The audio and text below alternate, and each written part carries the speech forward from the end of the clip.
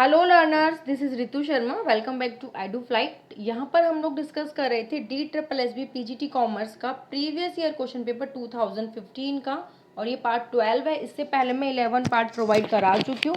अगर आपने वो अभी तक नहीं देखे हैं तो जाके देख लो, प्लेलिस्ट का लिंक आपको डिस्क्रिप्शन बॉक्स में मिल जाएगा। डिटेल एक्सप्लेनेशन रहती है यहाँ पे, हर क्वेश्चन को हम डिटेल में एक्सप्लेन करते हैं, डिस्कस करते हैं, ताकि उस रिलेटेड आगे पीछे का जो भी कॉन्सेप्ट है ना आपको अच्छे से क्लियर हो जाए, और उसके साथ साथ आपके 3-4 क्वेश्चन और प्रिपेयर हो जाए। तो बहुत इंपॉर्टेंट सेशन होता है ये। DSSB के साथ साथ PGT कॉमर्स का कोई भी एग्जाम है आपका, UGC नेट असिस्टेंट प्रोफेसर या फिर कोई टीचिंग एग्जाम है, NVS KVS, सबके लिए ये सेशन बहुत इंपॉर्टेंट है। तो अगर आपने अभी तक मेरे चैनल को सब्सक्राइब नहीं किया है तो सब्सक्राइब कर लो, ताकि मेरी कोई भी वीडियो आती है उसकी नोटिफिकेशन आपको सबसे पहले मिल जाए। शुरू करते हैं आज का सेशन। आज का question number first, that mean 61st question है। इससे पहले मैं 60 क्वेश्चन प्रोवाइड करा चुकी हूँ, दैट्स वाई ये आज का फर्स्ट क्वेश्चन है। Which is not source of oligopoly. Oligopoly का कौन सा सोर्स नहीं है? Huge source of investment, economies of scale, patent of rights, या फिर नन ऑफ द अबव। अब ऑलिगोपॉली को हम पहले भी डिस्कस कर चुके हैं, जहाँ पे हमने मार्केट स्ट्रक्चर जो होती है, डिफरेंट मार्केट स्ट्रक्चर डिस्कस किया था, लाइक मोनोपॉली, आपका परफेक्ट कॉम्पिटिशन, मोनोपोलिस्टिक कंपटीशन, ऑलिगोपॉली, डुओपॉली, ये सब मैं डिस्कस कर चुकी हूँ वहाँ पे। तो उसको एक बार जाके देख लेना। फिर हम इस क्वेश्चन को देखते हैं अभी। अब इसने बोला है यहाँ पे ऑलिगोपॉली का सोर्स कौन सा नहीं है।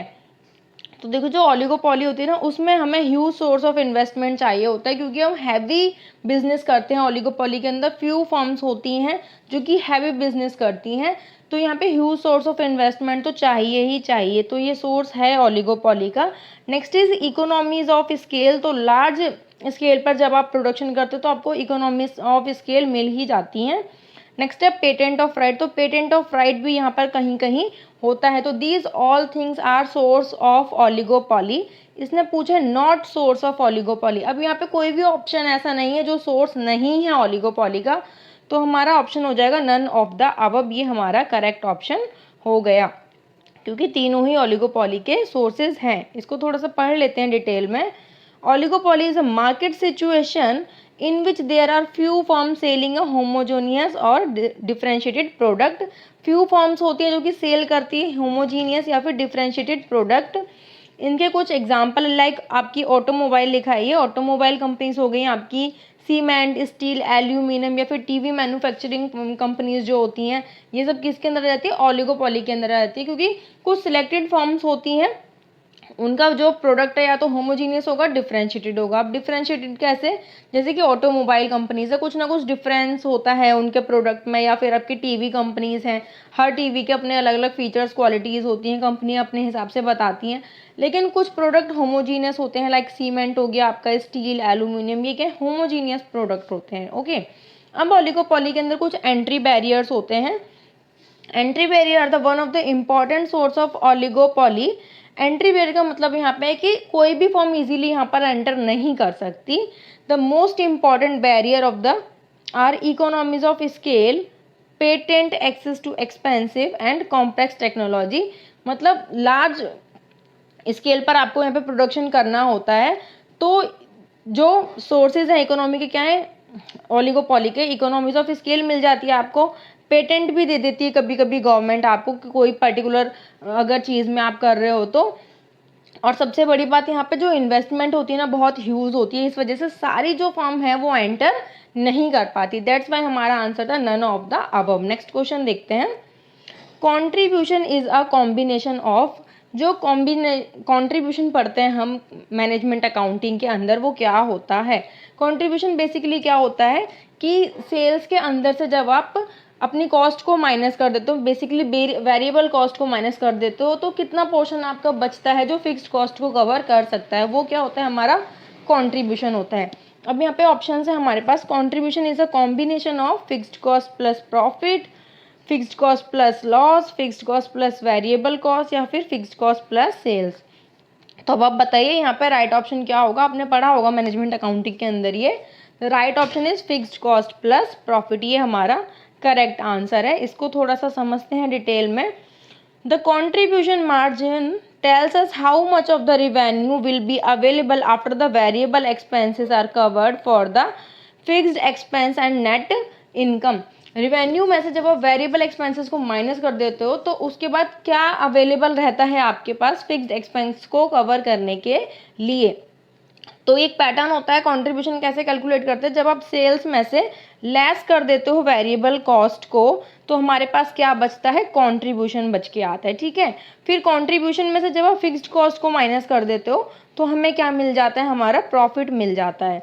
तो यहाँ पे ऑप्शन में हमें क्या देना चाहिए था, या तो सेल्स माइनस वेरिएबल कॉस्ट देता, तो ऑप्शंस में देखो सेल्स माइनस वेरिएबल कॉस्ट कहीं पर भी नहीं दिया है। ओके, फिर उसके बाद इसने क्या दिया हुआ, फिक्स्ड कॉस्ट प्लस प्रॉफिट, ये दिया हुआ है इसने। तो कंट्रीब्यूशन देखो क्या है, कंट्रीब्यूशन में से जब हम फिक्स्ड कॉस्ट को माइनस कर देते तो हमारा क्या निकल के आता है, प्रॉफिट निकल के आता है। ओके, तो कंट्रीब्यूशन को आप इधर ही रखो, प्रॉफिट है उस साइड अपना, माइनस का फिक्स्ड कॉस्ट इधर जाके क्या हो जाएगा, प्लस हो जाएगा।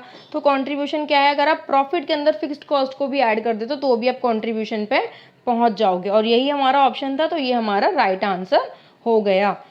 Next question is tabulation of the data is, मतलब जो आप डाटा को प्रेजेंट करने के लिए, रिप्रेजेंट करने के लिए टेबल बनाते हो वो क्या है, नीड ऑफ द स्टेटिस्टिक्स है, मतलब कि इंपॉर्टेंस है स्टेटिस्टिक्स की, एक फंक्शन ऑफ स्टेटिस्टिक्स है, या फिर ऑब्जेक्टिव ऑफ स्टेटिस्टिक्स है, या फिर ए एंड बी बोथ है, ए और बी बोथ है। तो अकॉर्डिंग टू मी इसका आंसर हो जाएगा need of the statistics and function of the statistics both. तो हमारा ऑप्शन हो गया ए एंड बी बोथ, क्योंकि जो स्टेटिस्टिक्स होती है उसका मतलब क्या है कि आप डाटा को कलेक्ट कर रहे हो, ऑर्गेनाइज कर रहे हो, रिप्रेजेंट कर रहे हो, तो उसकी इंपॉर्टेंस के अंदर आ गया। लेकिन ऑब्जेक्टिव में कहीं ना कहीं ये नहीं आया, क्योंकि ऑब्जेक्टिव होता है डाटा को कलेक्ट करके, समराइज करके उसमें से कुछ रिजल्ट इंटरप्रेट करना। दैट्स वाई इसका आंसर हो गया D, A and B both. इसको भी समझते हैं थोड़ा सा, ये आंसर हो गया हमारा। Statistics is the discipline that concern the collection, organisation, analysis, पहले प्रेजेंटेशन आना चाहिए, presentation, analysis and interpretation of data. Tabulation is a systematic and logical, अब टेबुलेशन क्या है, is a systematical and logical presentation of numeric data in rows and column. जब आप data को present करते हो सिस्टमैटिक वे में, वही क्या है, टेबुलेशन है। तो this is also the importance of statistics के, स्टेटिस्टिक्स के अंदर ना हमें एक ऑर्गेनाइज वे में डाटा मिल जाता है जिसको हम इजीली कंपेयर कर पाते हैं। To facilitate comparison and statistical analysis is it facilitate comparison by bringing related information close to each other and help in further statistical analysis and interpretation। तो हमारा राइट ऑप्शन हो गया था A and B both. Next question देखते हैं, which of the following is not included under characteristics of useful hypothesis। hypothesis के characteristics के अंदर कौन सा include नहीं होता। Options are related with available technique, empiricism, या फिर related with existing theory, या फिर sampling। अब आप बताइए यहाँ पे हमारा करेक्ट ऑप्शन क्या होगा। तो देखो हाइपोथेसिस क्या होती है, एक गैस होता है हमारा, एक टेंटेटिव स्टेटमेंट होती है। तो वो जो स्टेटमेंट है वो रिलेटेड होनी चाहिए अवेलेबल टेक्निक के साथ, तभी हम उसको आगे जाके कंसिडर कर पाएंगे, कंटिन्यू कर पाएंगे हाइपोथेसिस को। तो ये तो होता है इसके अंदर इंक्लूड। ओके, एम्पेरिसिज्म भी वही होता है कि आप एक आइडिया लगाते हो अपने एक्सपीरियंस के बेस पर, तो हाइपोथेसिस भी क्या है, एक आइडिया ही होता है। Next is related with existing theory, जो आपकी थ्योरी एग्जिस्ट कर रही है उससे रिलेट करना चाहिए, तभी आप उसको आगे कंटिन्यू कर पाओगे। तो ये तीनों तो एक अच्छे हाइपोथेसिस के कैरेक्टरिस्टिक्स हैं। लेकिन सैम्पलिंग जो है हाइपोथेसिस का एक कैरेक्टरिस्टिक्स नहीं है। Sampling is a technique to collect data, data collect करने की टेक्निक होती है सैम्पलिंग, ना कि कैरेक्टरिस्टिक्स होता है हाइपोथेसिस का। तो हमारा करेक्ट आंसर हो गया सैम्पलिंग। पढ़ लेते हैं थोड़ा सा। A hypothesis is a tentative statement about the relationship between two or more variable. It is a specific testable prediction about what you expect to happen in the study। तो hypothesis आपका ऐसा ही होना चाहिए जो कि क्या हो, टेस्टेबल हो, जिसको आप टेस्ट कर सको। और हाइपोथेसिस इज एन आइडिया और एक्सप्लेनेशन, एक आइडिया है, एक्सप्लेनेशन है, या फिर टेंटेटिव स्टेटमेंट है, बोल सकते हो आप, एक गैस है, that you then test through study and experiment, जिसके ऊपर आप एक्सपेरिमेंट कर सकते हो, उसको स्टडी कर सकते हो। आउटसाइड साइंस अ थ्योरी और गैस, इसको थ्योरी या फिर गैस भी बोलते हैं, can also be called a hypothesis. A hypothesis is something more than a wild gas but less than a well established theory. I hope इसका meaning आपको clear हो गया होगा। एग्जैक्टली वाइल्ड गैस नहीं होता कि ऐसे ही कुछ भी गैस कर दिया, एक्सपीरियंस के बेस पर होता है, एम्पेरिसिज्म के बेस पर होता है, बट ये स्टिल एक गैस होता है, कोई एस्टेब्लिश थ्योरी नहीं होती। अब इसकी कैरेक्टरिस्टिक्स देखते हैं। एक अच्छे हाइपोथेसिस की कैरेक्टरिस्टिक्स क्या होते हैं? पावर ऑफ प्रेडिक्शन, उसके अंदर प्रेडिक्शन की पावर होनी चाहिए, closest to observable thing, observable होना चाहिए, सिंपल होना चाहिए, एम्बिगियस नहीं होना चाहिए आपका हाइपोथेसिस, क्लैरिटी होनी चाहिए कि वो क्या बोलना चाह रहा है, टेस्टिबिलिटी होनी चाहिए कि आप उसको टेस्ट कर सके या उस पर टेस्ट कोई अप्लाई कर सके, रिलेवेंट टू द प्रॉब्लम होना चाहिए, स्पेसिफिक होना चाहिए और रिलेवेंट टू अवेलेबल टेक्निक होना चाहिए। जो थ्योरीज टेक्निक आपके पास अवेलेबल है उससे रिलेट करना चाहिए। बेसिकली स्टेटिस्टिक्स में 2 टाइप के हाइपोथेसिस होते हैं हमारे पास, एक H0 और एक H1, और इसको HA भी बोल देते हैं कभी कभी। ये होता है नल हाइपोथेसिस और इसको बोलते हैं हम अल्टरनेटिव हाइपोथेसिस। नल हाइपोथेसिस क्या होता है? जहाँ पे पॉपुलेशन और सैंपल के बीच में कोई भी सिग्निफिकेंस रिलेशन नहीं होता, यानी कि पॉपुलेशन और सैंपल के बीच में कोई भी डिफरेंस नहीं होता, नो डिफरेंस होता है यहाँ पे। और अल्टरनेटिव हाइपोथेसिस क्या बोलते हैं कि सिग्निफिकेंस रिलेशन होता है पॉपुलेशन और सैंपल के बीच में, यानी कि उनके बीच में डिफरेंस होता है, सैंपल और पॉपुलेशन के बीच में कोई डिफरेंस एग्जिस्ट करता है। तो ये था नल हाइपोथेसिस एंड ये अल्टरनेटिव हाइपोथेसिस। नेक्स्ट क्वेश्चन देखते हैं। Which of the following is a source of error? इनमें से एरर का सोर्स कौन सा है? तो ऑप्शंस दिए हुए हैं हमें, error of origin, error of inadequacy, error of manipulation and error of interpretation. अब आपको क्या लग रहा है कि क्या ये क्वेश्चन करेक्ट है? अकॉर्डिंग टू मी ये क्वेश्चन करेक्ट नहीं है। अगर यहाँ पे नॉट होता, नॉट सोर्स ऑफ एरर, तो हम फर्स्ट ऑप्शन के साथ जा सकते थे। अकॉर्डिंग टू मी, आप एक बार अपने एंड पे इसको चेक कर लेना। यहाँ पे क्या बोल रहा है कि एरर ऑफ इनएडुकेसी, तो ये तो सोर्स है ना एक एरर का, कि आपने इनएडुकेटली डाटा को कलेक्ट किया है, सैंपल आपने इनएडुकेटली कलेक्ट किया है, जो कि एरर दे रहा है आपको रिजल्ट्स के अंदर। फिर मैनिपुलेशन, आपने बाइस कर दिया, बाइसनेस कोई शो कर दी अपने डाटा के अंदर, मैनिपुलेट कर दिया डाटा को, तो वहाँ पे भी क्या होगा, एरर शो होगी आपकी। एंड इंटरप्रिटेशन, आपने रिजल्ट को इंटरप्रेट ही गलत करा है, तो ये भी एक एरर है।